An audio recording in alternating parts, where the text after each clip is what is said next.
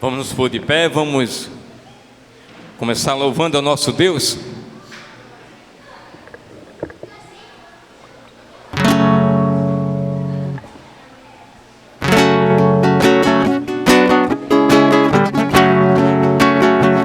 Vamos lá. Quando Deus criou o mundo e os anjos lá do céu, houve raios e relâmpagos saindo de suas mãos. Deus não estava brincando ao expulsar Adão e Eva, porque desobedeceram e quebraram a lei. Ele volta muito em breve e espera que saibamos lá. O Eterno é o nosso Deus, acima dos céus como justiça e poder. o Eterno é o nosso Deus. O Eterno é o nosso Deus.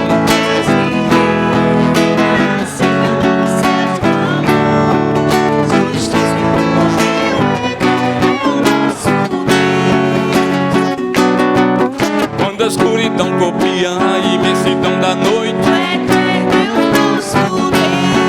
e com uma só palavra ele criou a luz. Através de suas promessas realizou todos os seus planos. Por nossa satisfação ele morreu na cruz. Não se esqueça um dia de dizer para as pessoas: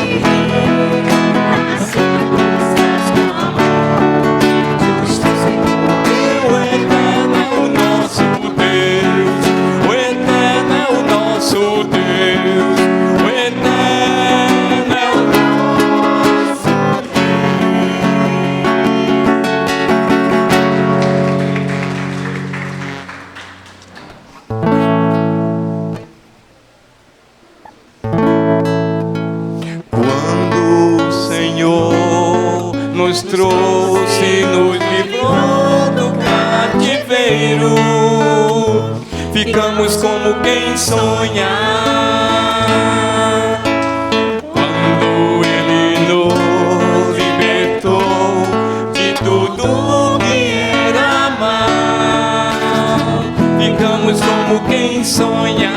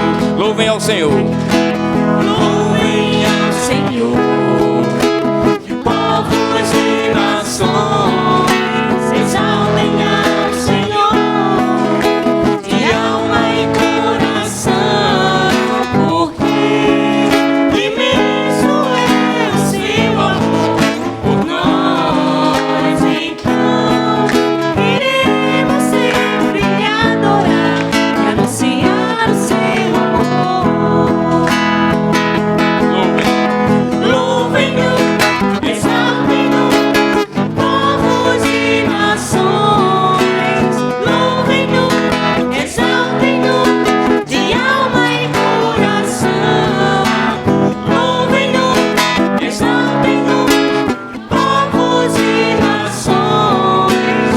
Louvem-no, exaltem-no, de alma e coração, porque imenso é o seu amor por nós. Então iremos sempre lhe adorar e anunciar o seu amor, e anunciar o seu amor, e anunciar o seu amor,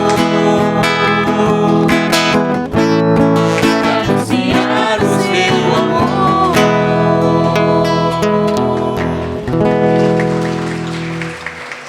Chegamos mais um momento da ceia. As crianças vão para...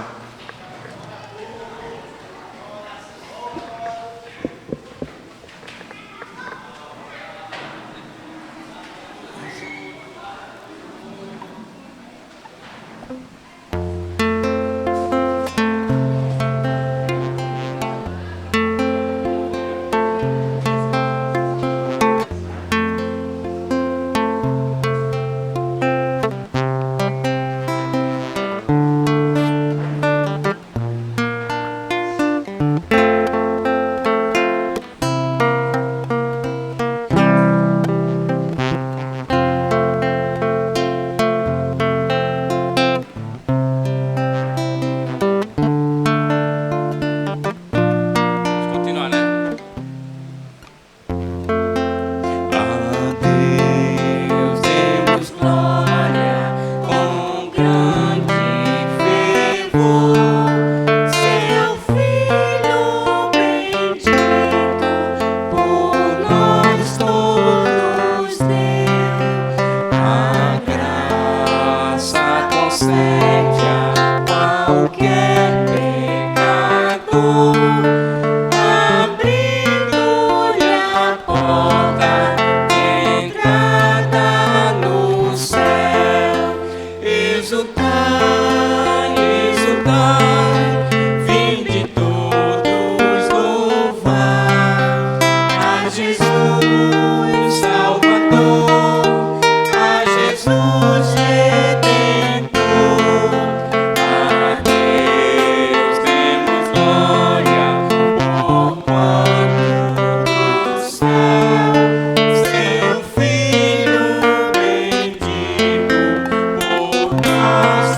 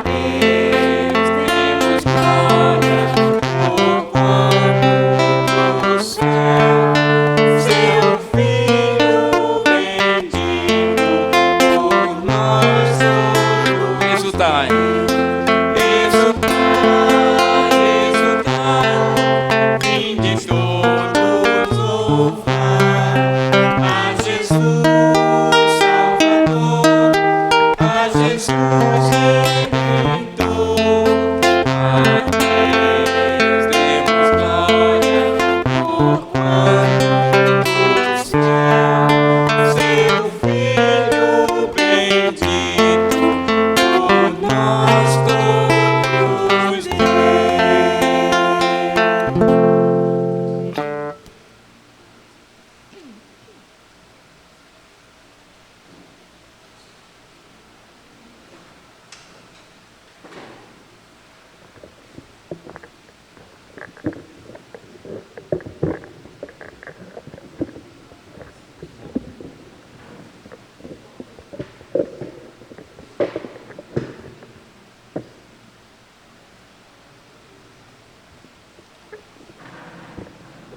Bom dia, irmãos. Esse é o momento de nós celebrarmos a morte e ressurreição de Jesus Cristo nas nossas vidas, através da Santa Ceia. Quero chamá-los a ler comigo a escritura que fica em Colossenses, capítulo 1, versículo do 15 ao 23.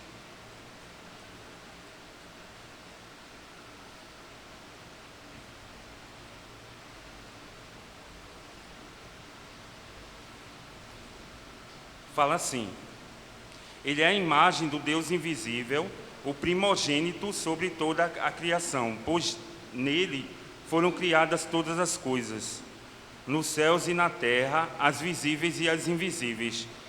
Sejam tronos ou soberanias, poderes ou autoridades, todas as coisas foram criadas por ele e para ele. Ele é antes de todas as coisas e nele tudo subsiste. Ele é a cabeça do corpo, que é a igreja. É o princípio e o primogênito dentre os mortos, para que em tudo tenha a supremacia, pois foi do agrado de Deus que nele habitasse toda a plenitude.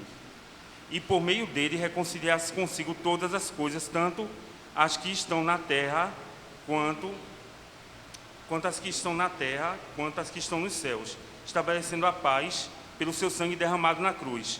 Antes vocês estavam separados de Deus e na mente de vocês eram inimigos por causa do mau procedimento de vocês. Mas agora ele os reconciliou pelo corpo físico de Cristo mediante a morte para apresentá-los diante dele santos, inculpáveis e livres de qualquer acusação, desde que continuem alicerçados e firmes na fé, sem se afastarem da esperança do Evangelho que vocês ouviram e que tem sido proclamado a todos os que estão debaixo do céu. Esse é o Evangelho do qual eu, Paulo, me tornei ministro. Então, essa escritura ela mostra de uma parte, né, que Jesus Cristo ele tem a sua importância diante de Deus, porque ele foi o primeiro, o primogênito dentre os mortos. E a gente deve ficar muito feliz, porque ele é a cabeça do corpo, que é a igreja. Então, a ele deve ser dada toda a honra e toda a glória. Ele é o princípio de tudo. E tudo que existe é graças a ele. Então, da parte dele, ele fez tudo. Qual é a nossa parte? A gente continuar firme e alicerçado na fé de Deus, na esperança para a qual a gente foi chamado. Então isso deve ser um motivo de grande alegria, porque tudo ele já fez, o esforço foi todo dele, só basta para nós fazermos a nossa parte. Ao comermos o pão que representa o corpo de Cristo e o suco de uva que representa o seu sangue, que a gente possa meditar no amor dele por nossas vidas. Quero chamá-los à oração. Amado Deus, obrigado, Deus, pelo privilégio de termos a oportunidade da redenção das nossas almas pelo teu plano, Pai eterno, incrível, por meio do teu Filho Jesus Cristo, que não se importou pela vergonha que iria passar, mas ele pensou nos frutos que iria receber, com tudo aquilo, a salvação e a vida das pessoas, cumprindo o amor de Deus. Em nome de Jesus eu te oro agradecido, amém.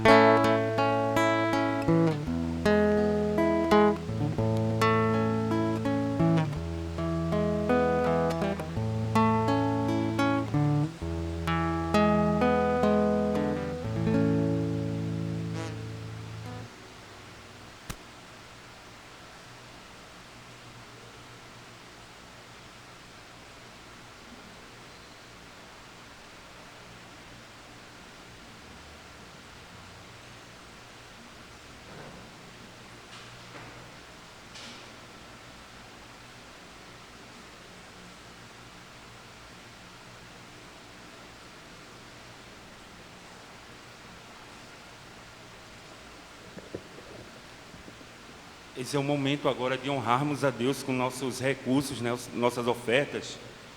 Quero chamá-los a ler uma escritura comigo que fica em João, Evangelho de João, capítulo 12, versículo do 1 ao 7.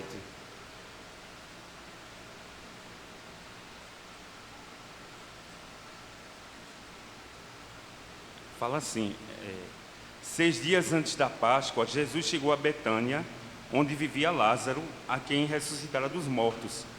Ali prepararam um jantar para Jesus. Marta servia enquanto Lázaro estava à mesa com ele. Então Maria pegou um frasco de nardo puro, que era um perfume caro, derramou sobre os pés de Jesus e os enxugou com seus cabelos. E a casa encheu-se com a fragrância do perfume.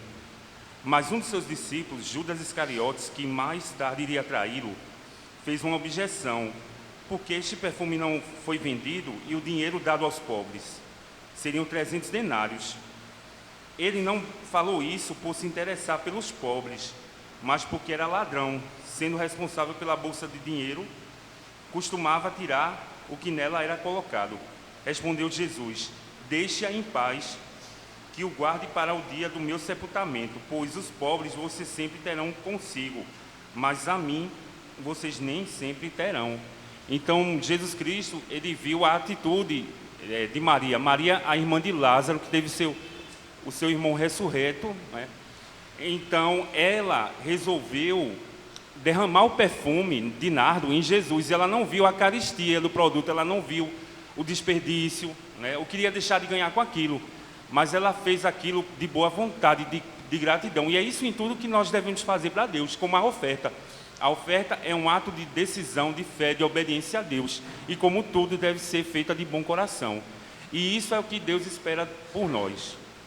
Então, esse é o momento das nossas ofertas. Você que está nos visitando da congregação, fiquem à vontade, né? Tem os envelopes para depositar e colocar na urna. Quero chamá-los à oração. Amado Deus, obrigado porque o Senhor tem nos dado tudo que nós precisamos para viver, Pai, ajuda-nos a sempre sermos gratos e nos lembrarmos do Senhor em tudo que nós fizermos, Pai. Ajuda-nos a honrarmos ao Senhor, termos um espírito grato de benevolência. Em nome de Jesus Cristo eu te oro, amém.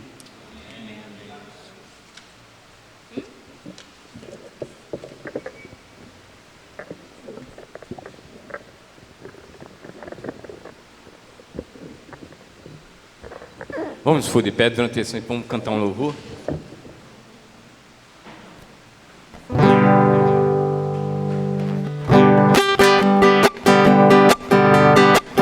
Por tanto amor, me ponho a cantar. Abro o coração e Deus vem me ajudar. Como um sonho, como um pássaro a voar. Se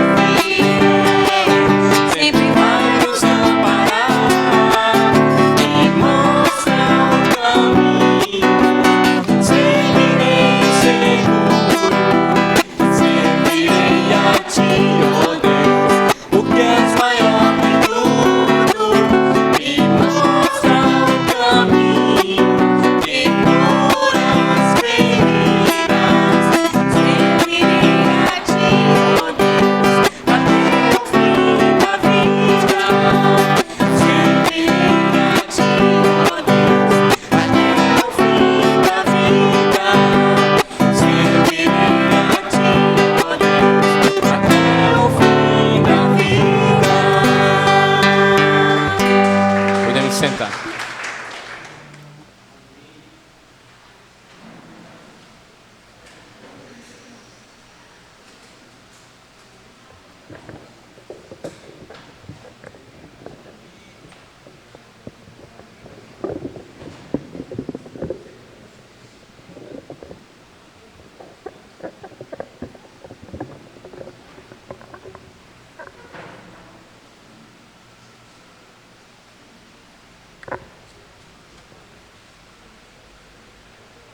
Bom dia, irmãos.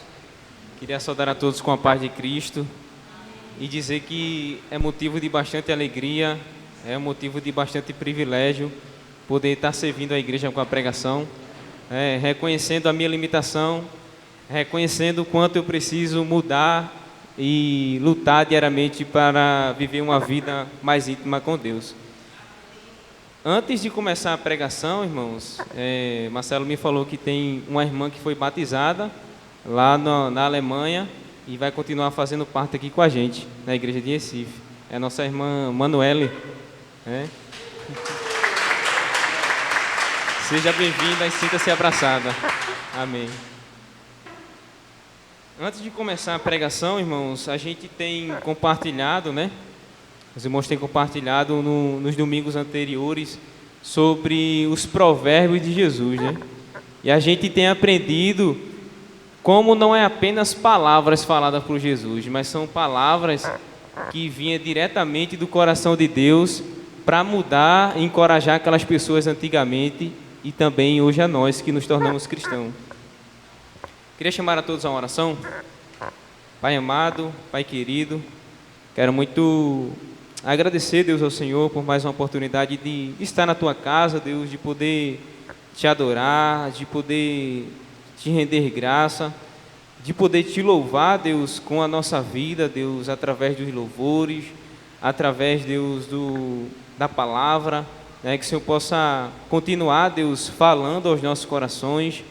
Não deixe que o nosso orgulho, não deixe que o nosso ego, Deus, tape, Deus, o espaço para que a Tua palavra possa entrar, Deus, e penetrar completamente em nosso coração, Deus, para que saiamos daqui transformados, moldados pelo poder que há na Tua palavra, Deus. Por favor, Deus, é o que eu Te peço e Te agradeço em nome de Jesus. Amém.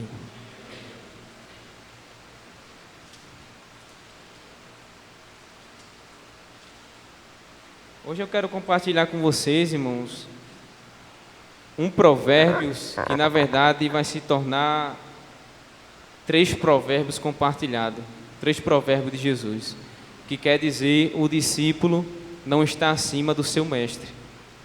Embora o termo discípulo ocorra quase 150 vezes nos evangelhos, nas palavras de Jesus, ele só é encontrado 9 vezes falado por Jesus.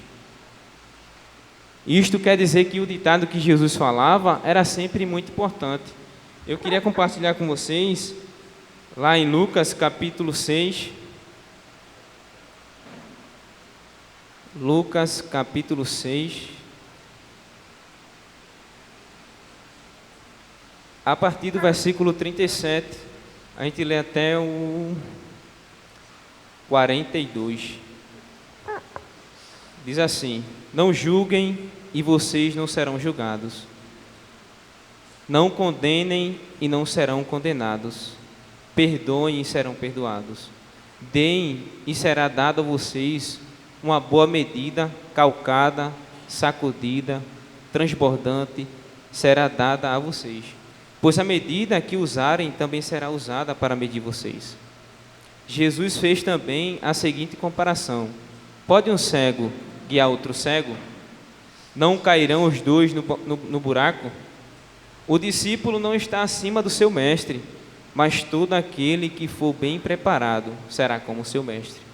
Por que você repara no cisco que está no olho do seu irmão, e não se dá conta da viga que está em seu próprio olho?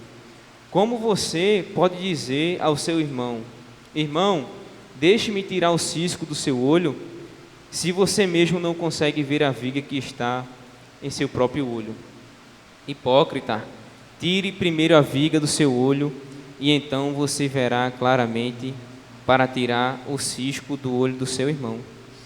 Então a gente vai compartilhar, irmão, esse primeiro provérbio, que quer dizer o discípulo não está acima do seu mestre. Mas tem mais 2 provérbios que também a gente pode assemelhar, né, que é nem o servo acima do seu senhor, e nem o enviado acima do quem o enviou.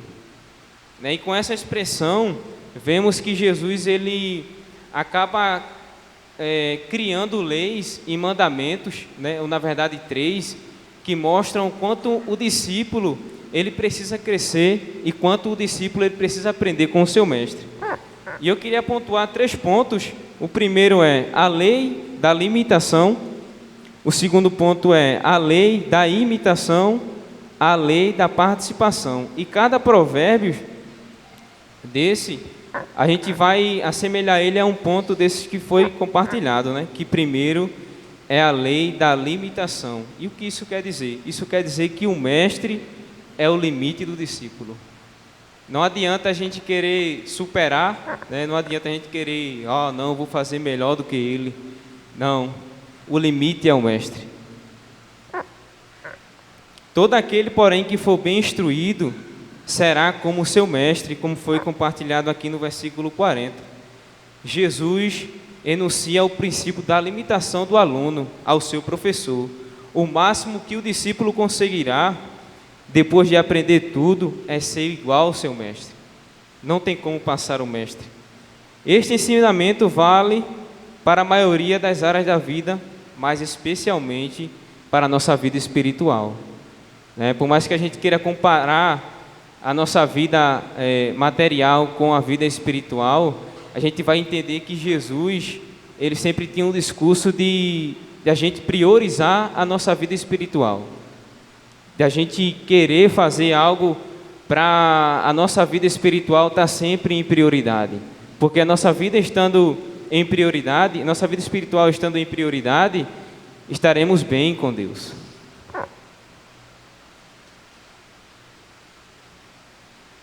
Interessante é que Jesus ele ilustra, né, com o primeiro ponto do cego. Ele vai falar aqui sobre o cego no versículo 39. Jesus fez também a seguinte comparação: pode um cego guiar outro cego? Não cairão os 2 no buraco? Os discípulos não está acima do seu mestre. Então Jesus ele faz essa comparação, né, com aquele cego, com o guia de cego, né? Então a gente entende que se o mestre for cego, ele vai acabar, consequentemente, as pessoas que o seguem também se tornarão cegas. Então Jesus ele chama a gente a sabermos escolher bem o mestre. Ele vai falar também mais embaixo, né, o fim de todos os mestres e alunos que não seguem a Jesus ou que seguem outros mestres cegos é o fim da vida, né? Vai cair no barranco, vai ser destruído e vai ficar distante de Deus. No versículo 41 e 42, ele vai falar assim: por que você repara no cisco que está no olho do seu irmão e não se dá conta da viga que está em seu próprio olho? Como você pode dizer ao seu irmão: irmão, deixe-me tirar o cisco do seu olho, se você mesmo não consegue ver a viga que está em seu próprio olho? Hipócrita, tire primeiro a viga do seu olho e então você verá claramente para tirar o cisco do olho do seu irmão. E Jesus ele faz outra ilustração, né, para o mesmo princípio. Quem são os mestres que vocês estão escolhendo para a sua vida? O que adianta você dizer que vai seguir o mestre, né, mas esse mestre é cego? E se esse mestre que é cego vai acabar levando a você também a uma cegueira espiritual? E Jesus ele queria passar para a gente, irmãos, é justamente essa sensação de tirar essa hipocrisia, de tirar realmente esse sentimento de que eu preciso estar olhando para o outro, eu preciso estar olhando sempre para o que o outro está fazendo. Mas Jesus quer mostrar para a gente que o mestre que devemos seguir e imitar é Jesus. Jesus, ele é o mestre. E ele pede para que a gente não busque mestres humanos, porque mestres humanos são falhos. Mestres humanos, ele muitas vezes age pela sua natureza humana, mas Jesus, ele pede para que a gente imite, para que a gente busque a imitar o verdadeiro mestre que é Jesus. Do versículo 43 e o 45, ele vai falar sobre a árvore e o seu fruto. Que diz assim: nenhuma árvore boa dá fruto ruim, nenhuma árvore ruim dá fruto bom. Toda árvore é reconhecida por seus frutos. Ninguém colhe figos de espinheiros, nem uvas de ervas daninhas. Um homem bom tira coisas boas do bom tesouro que está em seu coração, e o homem mau tira coisas más do mal que está em seu coração, porque a sua boca fala do que está cheio o coração. Então a gente entende, irmãos, que um bom mestre, ou um bom professor, como queiram, ele vai ter coisas boas para oferecer aos seus discípulos.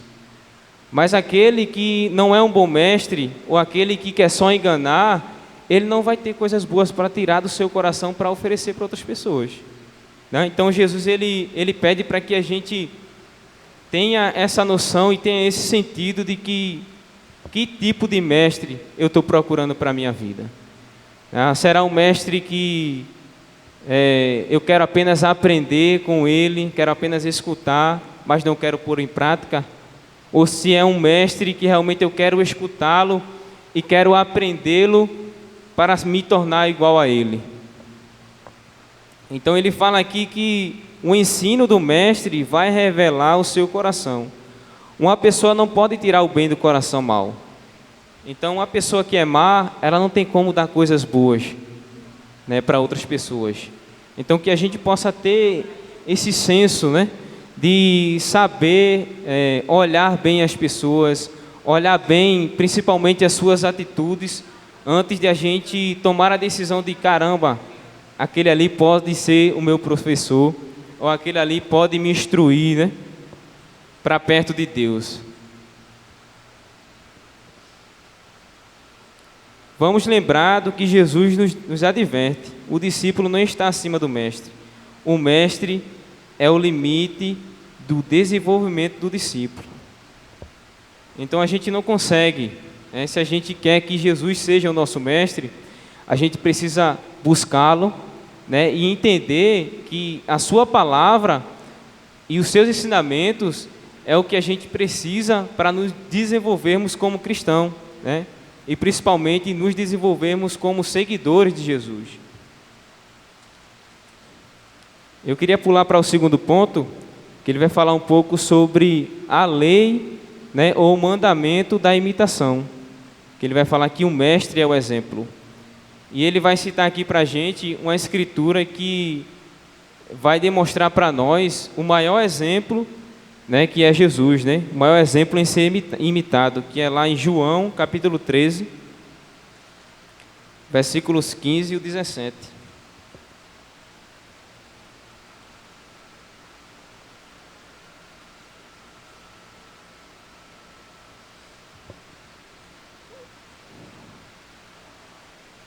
Que diz assim: eu dei o exemplo, isso é Jesus falando, para que vocês façam como lhes fiz. Digo verdadeiramente que nenhum escravo é maior do que o seu senhor, como também nenhum mensageiro é maior do que aquele que o enviou. Agora que vocês sabem estas coisas, felizes serão se as praticaram.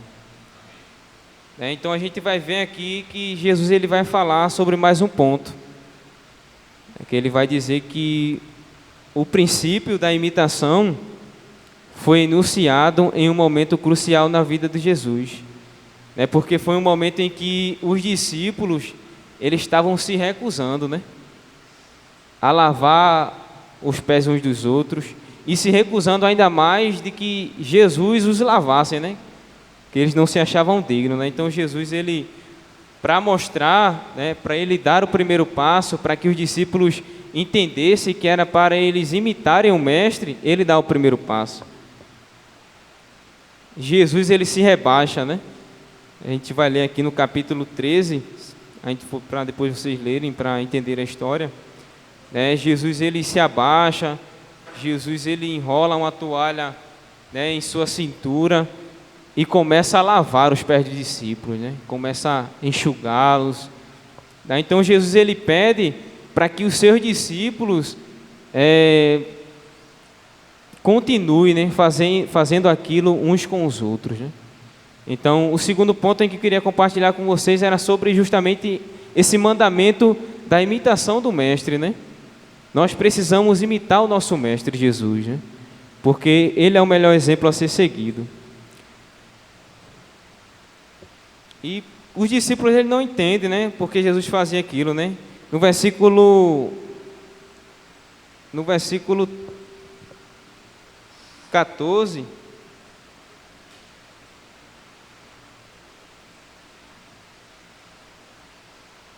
no versículo 13, eles vão dizer: vocês me chamam mestre, pois bem, vocês me chamam mestre e senhor, e com razão, pois eu sou.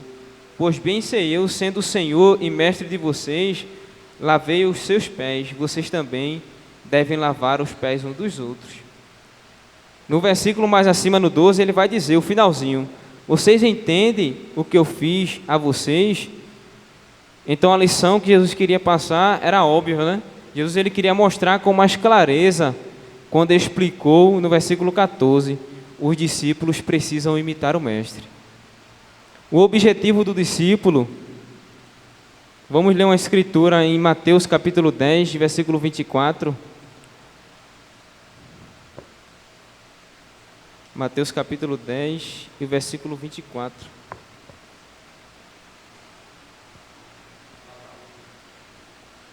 O discípulo não está acima do seu mestre, nem o servo acima do seu senhor.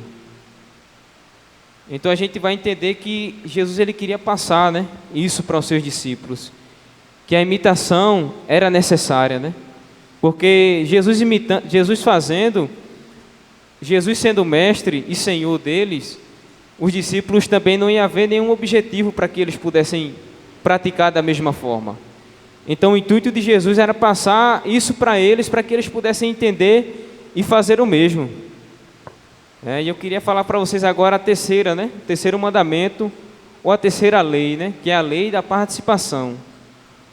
Que ele vai falar aqui que o mestre é a consequência.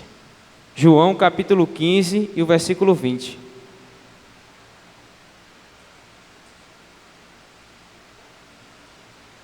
João 15 e o 20. Que vai dizer assim: lembrem-se das palavras que eu disse, nenhum escravo é maior do que o seu senhor. Se me perseguiram, também perseguirão vocês. Se obedecerem a minha palavra, também obedecerão a de vocês. Então a gente vai entender que no reino existe advertência e também existe privilégio.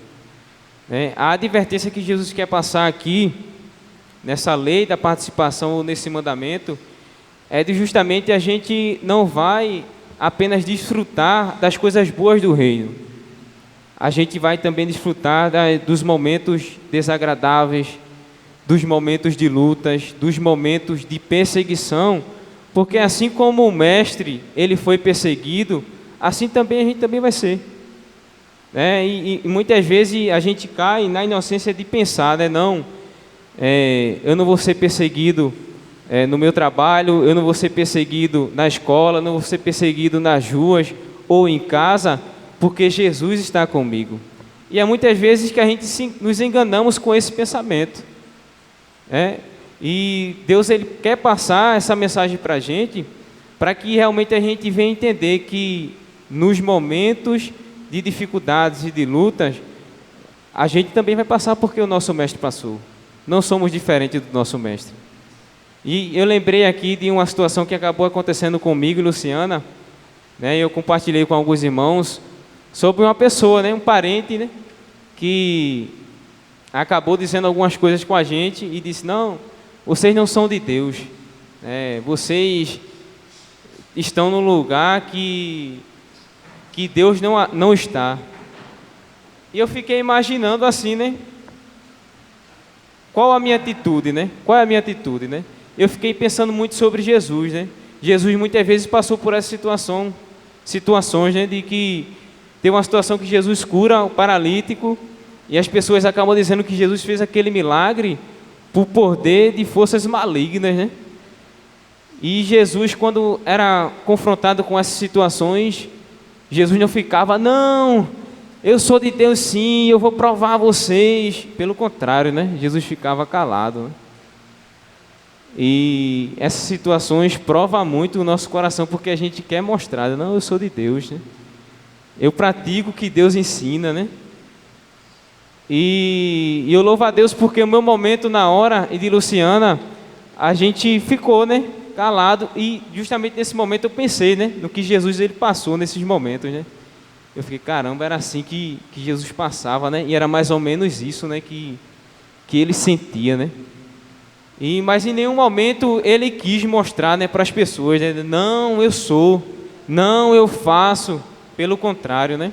Então que essas atitudes de Jesus possam trazer para a gente como discípulo que a gente precisa aprender com o nosso mestre. Não precisamos provar nada para ninguém. E de como Jesus, ele sofreu com essas perseguições, a gente também vai sofrer, né? Mas ele vai falar aqui no versículo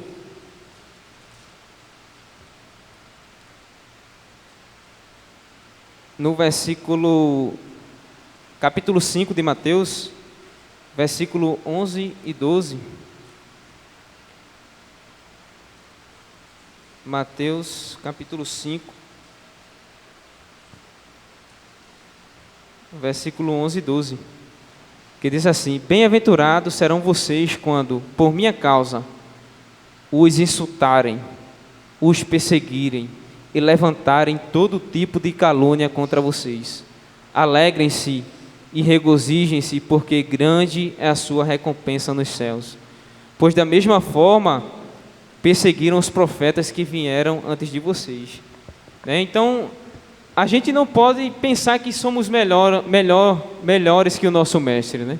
Se Jesus, que é o nosso principal mestre, ou o nosso único mestre, passou por essas situações, né? Mas ele vai nos advertir que se passarmos por essas situações, devemos nos alegrar, devemos exultar a Deus, regozijar, porque é grande a nossa recompensa nos céus, né? Então, se passamos por esses momentos, que possamos tomar a atitude que Jesus tomou,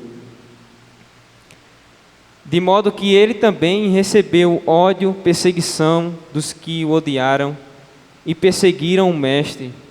Mas a gente vai entender também que, do mesmo jeito que, como Jesus recebeu ódio e perseguição, a gente também vai receber fraternidade e aceitação daqueles que também se tornam cristãos, né? Através da nossa vida, né? Através do nosso compartilhar, através da nossa fé demonstrada para as outras pessoas. Esta é a lei da participação. O discípulo de Cristo participa daquelas mesmas coisas que Cristo participou, as coisas boas e desagradáveis.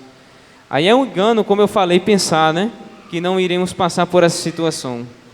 Jesus, ele é o exemplo, ele é o limite.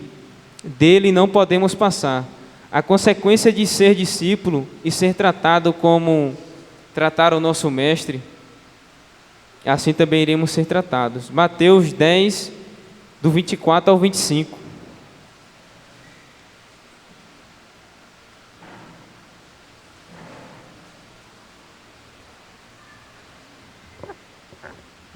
Do 24 ao 25.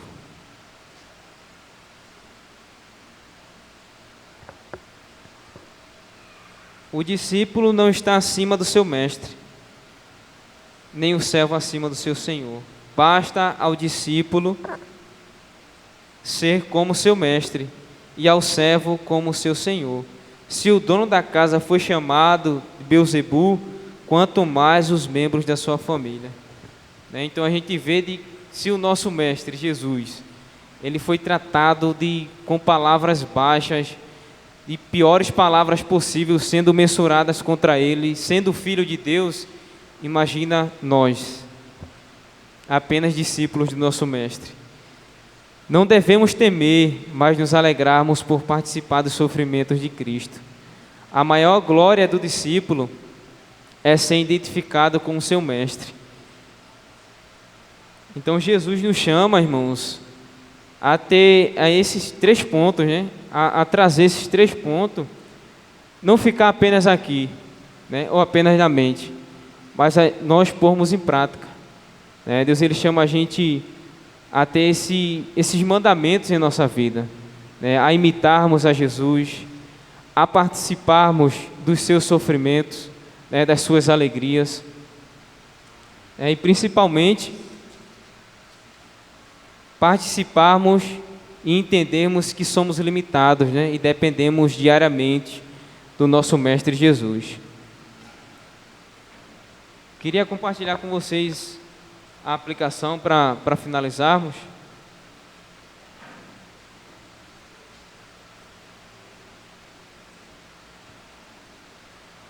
Ele vai falar aqui que devemos escolher bem o nosso Mestre.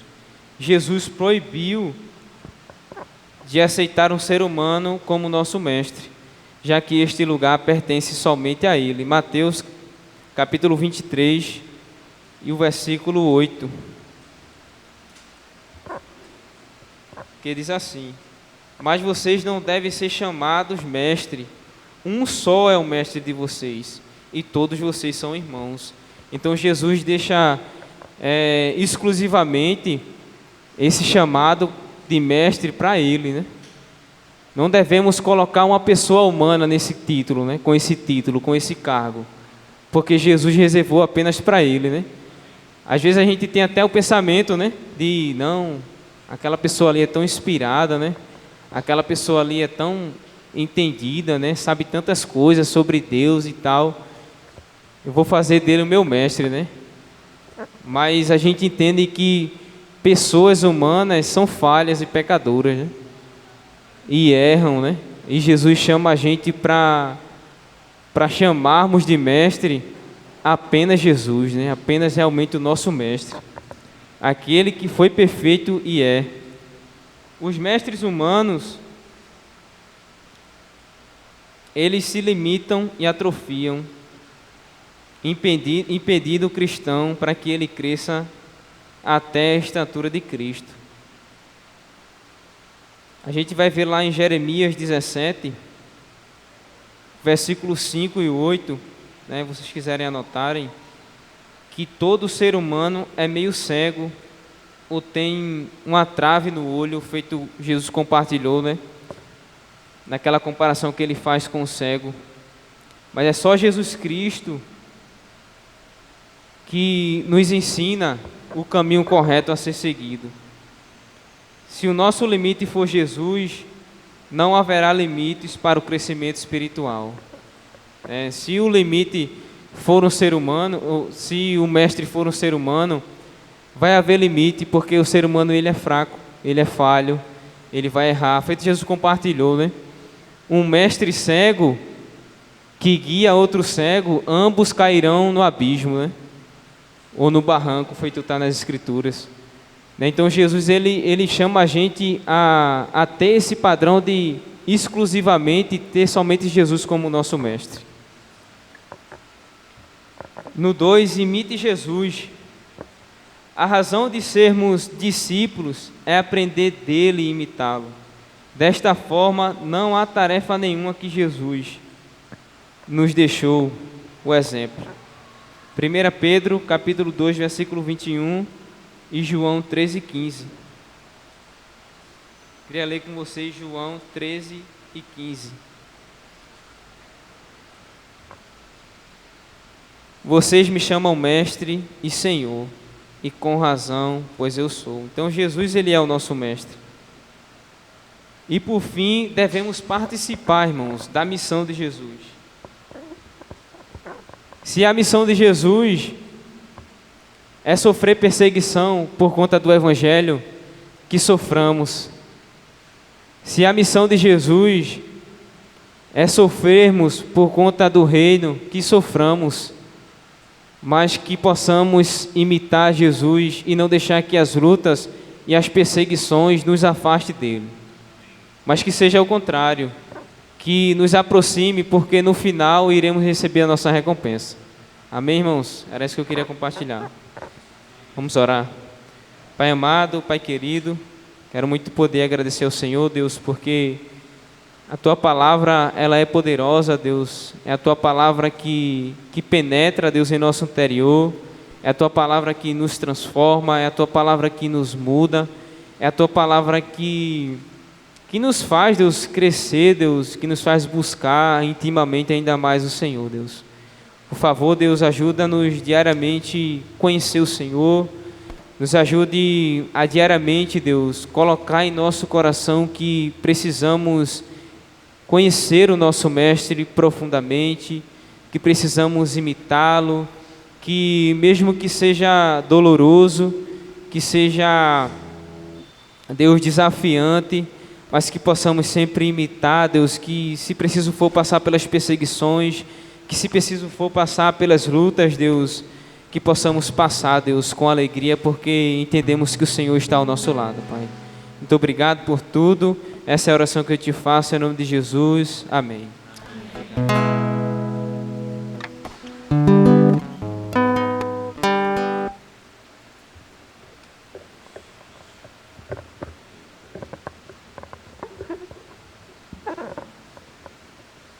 Vamos for de pé.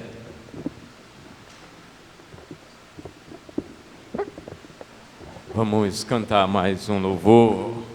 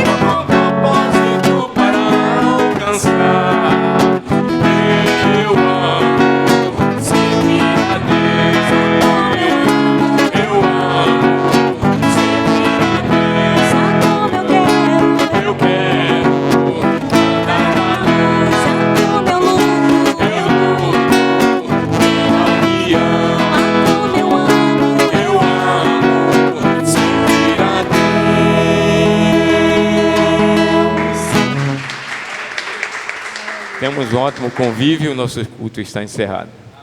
Bom dia, boa tarde a todos.